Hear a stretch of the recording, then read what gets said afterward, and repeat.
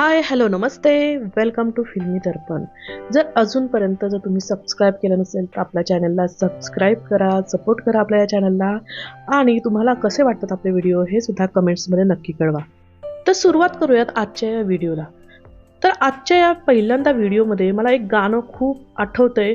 ते गाणं बघा इथे कुठेतरी सूट होतंय का. ये क्या हुआ, कैसे हुआ, कब हुआ, डेंजर की बदल गई, पावर की में और उमेदवारी मिल गई, काटा ग्रुप को. कसं वाटतंय बरोबर की नाही. हे कसं झालं म्हणजे बिग बॉस म्हणाले डेंजर कीने खूप नुकसान होणार आहे, फक्त नुकसान. आणि ही डेंजर की म्हणजे खूप डेंजर आहे. ही डेंजर की जेव्हा काटा ग्रुपच्या सदस्यांकडे गेली तेव्हा बिग बॉसने अचानक त्यांचा मूड चेंज केला आणि डेंजर कीमुळे यांना कॅप्टन्सीचं सदस्यत्वच मिळालं, उमेदवारी मिळाली. म्हणजे बघा ना कसं कसं चेंज होतं, म्हणजे कशी पलटी मारली जाते एकदम अचानक. म्हणजे ए क्या हुआ कैसे हुआ, प्रेक्षकांना समझ में नहीं आया कुछ, कैसे हुआ ये सब कुछ. डेंजर डेंजर म्हणता म्हणता उमेदवारीच देऊन टाकली ना या सगळ्या काटा ग्रुपला. तर असं आपलं सीझन 6 चालू आहे. काटा ग्रुप आपला हायलाईटवरती आहे. आपल्याला काटा ग्रुपला जिंकताना पाहायचंय हो. आपलं ते टोळी गेली तिकडे, परत ते काय म्हणतात त्याला, बाल्कनी गेली तिकडे, नवीन आलेले सदस्य गेले तिकडे. आपल्याला मात्र काटा हवा बरं का, सगळीकडे काटा दिसायला हवा. तर काय काय झालंय आजच्या एपिसोडमध्ये, त्याचा हायलाईट पॉईंट जो आहे की राखी आणि अनुश्रीची भांडणं आहेत, चोऱ्या आहेत. पुन्हा ते हा टास्क आहे जो मेरी मर्जी में किसको भी सहमत हो असहमत हो असला हा खूप डोकं वापरून बनवलेला टास्क आहे. तर हे काही हायलाईट आहे, त्याच्याबद्दल आपण बोलूयात. तर राखी सावंत जाम कंटाळलेली आहे या कॅप्टन्सीला, कारण या लोकांची कॅप्टन्सी करायची आहे म्हणजे तिला बाथरूमला जायला सुद्धा वेळ नाहीये. ती म्हणतीये मला इथनं हलता येत नाही, मला मोकळं पाहिजे, मला फ्रीडम पाहिजे, मला नकोय ही कॅप्टन्सी. तरी सुद्धा टास्कमध्ये तिलाच कॅप्टन बनवण्यासाठी हे लोक अडून बसलेत. तिला दिली ना उमेदवारी राखीला, ती नको म्हणत असताना सुद्धा दिली. आणि तो बिचारा विशाल तो म्हणतोय मला द्या, तरी पण त्याला देत नाही तो. म्हणजे किती स्पोर्टमॅनशिप यांच्यामध्ये आहे बघा. तो विशाल अगदीच तो मास्टर माइंड आहे, पण त्याला कुठं कॅप्टन्सीची उमेदवारी सुद्धा हे लोक मिळू देत नाहीत. इकडे राखी रेवाला सांगतेय की राकेश जो आहे त्याने मला आधी पटवलं आल्यानंतर आणि खेळण्यासाठी माझा उपयोग केला, आणि आता तो तुला पटवतो. इथं तो मुली पटवण्याचं काम करतोय आणि म्हणजे आता तो तुला पटवतोय. राकेशचं काम मुलींना पटवणं आहे असं राखी सांगते आणि रडून रडून ती आता रेवाला पटवण्याचा प्रयत्न करते. त्यानंतर आपण पाहिलं राखी आणि संस्कृतीचं भांडण. जसं चहाच्या कपातली वादळं येतात तशीच ही चहाची वादळं, कपातनं आलेली वादळं स्विमिंग पूलमध्ये गेलेली आहेत. आणि इथे राखी आणि संस्कृती एकमेकींचे कप पाण्यात बुडवतात, एकमेकींचे जे कपडे आहेत त्या कपाटातनं काढून त्या पाण्यात फेकण्याचा प्रयत्न करतात. नंतर तन्वी मॅडम तिथे घुसतात. कसलाही मुद्दा नसताना तन्वी मॅडमला तिथे घुसायचं असतं. शांत राहा शांत राहा. अरे त्यांना पण आहे ना अक्कल थोडीशी, राखीला आणि बाकीच्या सदस्यांना त्यांचं त्यांना करू दे ना, पण तू मध्ये मध्ये का मध्ये मध्ये करते शांत राहा शांत राहा, जसं काही स्वतःला खूपच महान समजते. विशाल पण मध्येच म्हणतो मी धुवून देतो कप, राखीमध्ये नाही तू नाही धुवायचा. म्हणजे राखीच्या आसपास या लोकांना सगळ्यांना इथं घुटमळायचं आहे, कारण राखीवरती कॅमेरा आहे हो. नाही तर कुणाला पडलेली आहे तिकडं, भांडण करा नाही तर काही करा, पण कॅमेरा राखीवरती आहे. मग तिथं तन्वीला घुसायलाच पाहिजे, बरोबर की नाही. आता ते सामानाच्या लपवालपवीबद्दल ना बोलण्याचा मला पण कंटाळा आलाय, कारण आज पण आपण पाहिलं पोहे लपवा, अद्रक लपवा, काय काय लपवा. अरे काय हा खेळ आहे का काय, हे नुसतं लपवालपवीचा खेळ. त्यामुळे त्याच्याबद्दल न बोललेलंच परवडलं. त्यापेक्षा आपण बोलूयात की अनुश्री जी आहे ती म्हणते की मी वॉशरूम धुणार नाही राखीचं किंवा गोल्डन ज्यांचं आहे त्यांचं धुणार नाही, कारण तिथं ऑलरेडी लावलेलं आहे की ब्रॉन्झवाले आतमध्ये येऊ शकत नाही.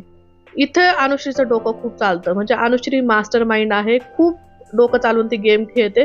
आणि याच्यातनं मग आता जो इश्यू जो तयार होतोय बघा, काढते ती पण काहीतरी लॉजिकल पॉईंट काढते. ती नुसती अशीच भांडणं करत नाही, काहीतरी लॉजिक लावते त्या इश्यू बनवायला सुद्धा. तर इथे मग सगळेजण संकेत म्हणतो की असं झालं तर मग जेवण पण सगळ्यांचं वेगळं बनवायला लागेल. मग राखी कुठले तरी घाणेरडे शब्द वापरते आणि तर अनुश्री मध्ये तिचं नाक ओढते, तर नाक तिचं जे आहे ते ऑपरेशन झालेलं नाक आहे, तिचं नाक तिच्या हातात सुद्धा येऊ शकतं. इथे राखी चिडते की माझं ऑपरेशन झालेलं आहे, सर्जरी झालेली आहे. अरे अनुश्री म्हणते मला काय माहिती तुझ्या नाकाचं काय, मी मज्जेमध्ये तुला क्यूट म्हणून ते ओढलेलं आहे नाक. इथे राखी सावंत म्हणते की गुगल कर माझ्याबद्दल, राखी सावंतबद्दल. म्हणजे राखी सावंतचं पूर्ण अपडेट या गुगलवरती आहे. तिथे नाकाची सर्जरी झाली आहे, कुठली सर्जरी झाली, तिने वीक लावलाय, सगळं काही गुगलवरती अपडेटेड आहे. आणि नंतर आपण पाहिलं की अनुश्री खूप रागात इथे तिला म्हणते की तुला सगळीकडनं शिवलेलं आहे. आणि याच्यावरनं मला वाटतं भाऊच्या धक्क्यावरती अनुश्रीला बोललं जाईल, कारण ती म्हणते सगळीकडे शिवले, पण ती ही फ्लोमध्ये बोललेली आहे, त्याला काही वाईट इंटेन्शनने बोललेली नाहीये, परंतु भाऊच्या धक्क्यावरती आता सुद्धा मुद्दा होणार आहे. त्यानंतर जी अनुश्री आहे ती मूर्खांचा बाजार असं म्हणते. म्हणजे हा मूर्खांचा बाजार हा शब्द खूप मराठीमध्ये कॉमन आहे, मूर्खांचा बाजार. आणि इकडे राखी जी आहे ती बाजारू औरत असं काहीतरी बोलताना आपल्याला दिसतेय. आणि आता राखी जे बोलली त्याच्यावरती रितेश भाऊ काय बोलतायत, खरंच राखीला सुनावलं जाईल का, फक्त अनुश्रीची शाळा घेतली जाईल, हे पाहणं इंटरेस्टिंग आहे. कारण आपण पाहिलं की राखी असू दे, तन्वी असू दे, यांना खूप सॉफ्टली हँडल केलं जातं. तेच अनुश्री आणि इकडची जी आपली टोळी आहे किंवा रुचिता सुद्धा आहे, तिला इतकं हार्शली बोललं जातं. रुचिताला तर बिचारीला एवढं प्रत्येक आठवड्यामध्ये बोललं गेलं आणि शेवटी तिला बाहेर काढलं गेलं. म्हणजे हे लोक काहीही जसं रुचिता आता सांगते की बाबा राकेश सुद्धा खूप शिव्या द्यायचा आतमध्ये, त्या शिव्या दाखवल्या गेलेल्या नाहीयेत, परंतु रुचिताचे तिने जे टवळी वगैरे जे म्हटलेलं आहे ते सुद्धा दाखवून तिला इतकं काही ट्रोल केलं गेलं. भाऊच्या धक्क्यावरती पण तिला खूप सुनावलं गेलं. तर हा काय प्रकार आहे. त्यानंतर आपण पाहिलं ज्यांच्याकडे डेंजर की आहे त्यांच्यासाठी हा टास्क दिलेला आहे की तन्वी, प्राजक्ता, विशाल, आरबी, अनुश्री, दीपाली, संस्कृती यांना सगळ्यांना मिळून एक उमेदवार, बाहेरच्या सदस्यांपैकी एक उमेदवाराची निवड करायची आहे कॅप्टन्सी सदस्य म्हणून. तर आता बट ऑब्वियस मला सांगा, जर याच्यामध्ये जर ही आहे, दीपाली आहे, तन्वी आहे, राकेश पण आहे, तर हे कुणाला निवडणार. खूप म्हणजे प्रेडिक्टेबल आहे की ते प्रभूला चान्स देणार. म्हणजे प्रभूला आतापर्यंत कुणीही चान्स दिलेला नाहीये कॅप्टन्सीचा उमेदवार म्हणून, परंतु आता त्यांना यांचा चान्स गेलेला आहे म्हणून त्याला देणार, म्हणून प्रभूला इथे चान्स दिला गेलेला आहे. आणि प्रभूला पण वाटलं की चला माझ्या ग्रुपने माझ्यासाठी काहीतरी केलं. आणि विशाल इकडे या भ्रमात आहे की बाबा प्रभू आणि संकेत यांच्यामध्ये जुगलबंदी होईल आणि ऑब्विसली संकेतला जास्त चान्स मिळेल कॅप्टन बनण्याचा, त्यामुळे विशाल सुद्धा सपोर्ट करतोय त्याला तिथे. परंतु नंतरचा टास्क काय बदलणार आहे विशालला आणि अनुश्रीला माहिती नाहीये. नंतरचा जो टास्क आहे की जो टास्क होता की सहमत असहमत प्रत्येकाला एका रूम मध्ये घेऊन गेले आणि त्यांना काही प्रश्न विचारले गेले आणि ते प्रश्न जर आतला सदस्य जे उत्तर देईल सहमत असहमत ते जर बाहेरच्या सदस्यांनी दिलेल्या उत्तराशी मॅच होत असेल तर त्याला कॅप्टन्सी मिळणार, आणि जर मॅच होत नसेल तर त्याची उमेदवारी जाणार. म्हणजे हा खूप सिंपल गेम होता, त्याच्यामध्ये काही डोकं चालवण्याची गरज नव्हती. मागच्या सीझनमध्ये सुद्धा हा एक असा टास्क दिला होता, परंतु त्या लोकांनी खूप डोकं चालवून हा जो आहे गेम खेळला होता आणि तिथे त्यांनी ज्याला नको त्याला नव्हती दिली कॅप्टन्सी, त्याला बाहेर काढलं होतं. परंतु इथे या लोकांना सरसकट उमेदवारी वाटलेली आहे. तर इथं एक सागर दादा जे आहेत त्यांनी एक पॉइंट मांडलेला आहे की जेव्हा प्रभूला चान्स देतात ते लोक, तेव्हा सागर दादा म्हणतात की आम्हाला म्हणजे प्राजक्ताला आणि सागरला एक्सपिरियन्स आहे तो एक्सपिरियन्स पॉझिटिव्ह म्हणून धरावा. म्हणजे आपण पाहिलं की एक्सपिरियन्स पर्सनला खरं तर जास्त पॉइंट दिले जातात, परंतु इथं हा माणूस म्हणजे ऑलरेडी झालेला आहे, हे काय म्हणतात त्याला कॅप्टन, म्हणून त्याला चान्सेस मिळणार नाही असं ठरवून हे लोक मोकळे झालेले आहेत. आणि हे सागरचं बोलणं मला खरंच पटतं. तसं तर तन्वी सुद्धा कॅप्टन झालेली आहे, परंतु तिला पण चान्स मिळालाच ना. तर आता या रूममध्ये एक सदस्य गेलेला आहे, रेवा गेलेली आहे पहिल्यांदा. तिचा प्रश्न होता की स्वतःचा गेम नाही इतरांवर अवलंबून आहे, तर ऑब्विसली ती असहमत असणार, कोण स्वतःची इमेज खराब करणार. आणि बाहेरचे सुद्धा सदस्य असहमत होतात, कारण काटा जी टीम आहे ती आता रेवाला सपोर्ट करते, त्यामुळे ऑनेस्ट आन्सर देऊन रेवा झाली आहे कॅप्टन्सीची उमेदवार. कारण द सेम विथ संस्कृतीला व्हायचंच नाहीये कॅप्टन, त्यामुळे ती जी आहे तिला जो प्रश्न विचारला जातो की नॉमिनेशन टास्क मध्ये इम्युनिटी जास्त महत्वाची होती का, तर ती असहमत दाखवते कारण तिला व्हायचं नाहीये आणि बाहेरचे सहमत होतात, त्यामुळे मॅच होत नाही आणि ती कॅप्टन्सी मधनं बाद होती.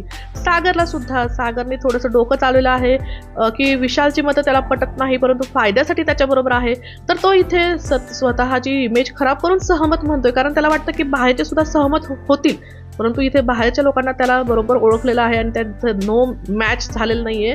सागर कॅप्टन्सीतनं आउट झालेले आहेत.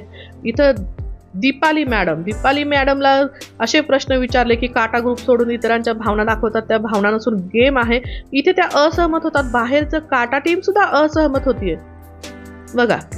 आणि राकेशची मैत्री ही मैत्री राखीमुळे राकेश आणि राखीच्या मैत्रीमुळे तिची किंमत कमी झाली का, इथे पण असहमत होतं.